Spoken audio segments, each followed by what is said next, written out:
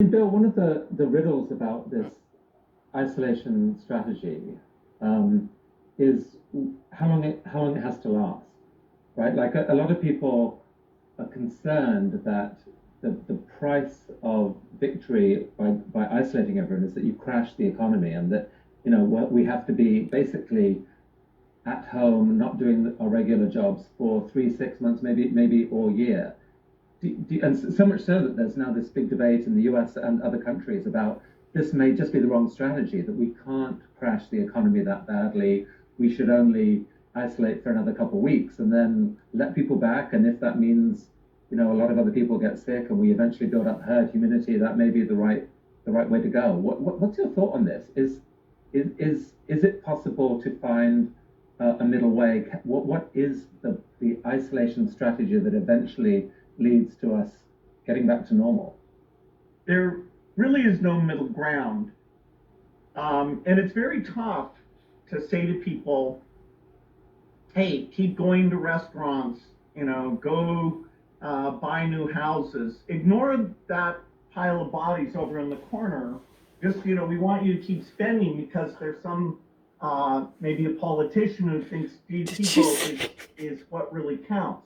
It's very hard to tell people when there's an epidemic spreading that threatens particularly their parents or elderly people that they know, that they should go about things knowing that their activity is spreading this disease. I don't know of any rich countries that have chosen to use that approach. It is true, if you did that approach over a period of several years, enough people would be infected, you'd have what's called herd immunity. But herd immunity is meaningless until you infect over half the population. And so you'll overload your medical system. So your case fatality rate, instead of being 1%, will be like 3-4%. And so, the idea, it's very irresponsible for somebody to suggest we can have the best of both worlds. What we need is the extreme shutdown so that in 6 to 10 weeks, if things go well, then you can start opening back up.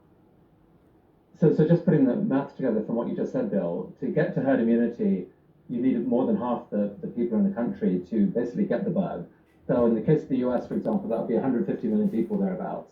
You said that there could be the fatality rate in that scenario could be 3 to 5%. You're talking about 4 to 5 million people in that potential fatalities. I mean, it's that's just a horrifying scenario that no one should be contemplating. And even right. a tenth of that horrifying is horrifying. Is doing the shutdown to drop the infections and try and avoid even 1% of their population getting sick. They will treat whoever goes for this ignore the disease strategy. They will treat them as a pariah state. So none of their people will go in, and none of your people will go into that. And so briefly, a few countries in Europe that haven't really looked at this hard considered, okay, should we be the ones who kind of go about business as usual? It is tempting because if you got there early, South Korea did not have to do the extreme shutdown because they did such a good job on testing.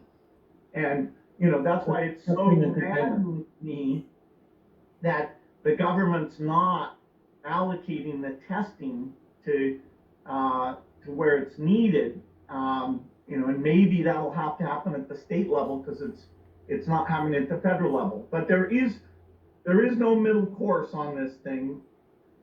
It is sad that the shutdown will be harder for poorer countries than it is for richer countries. So let's come on to that in a minute. But just the one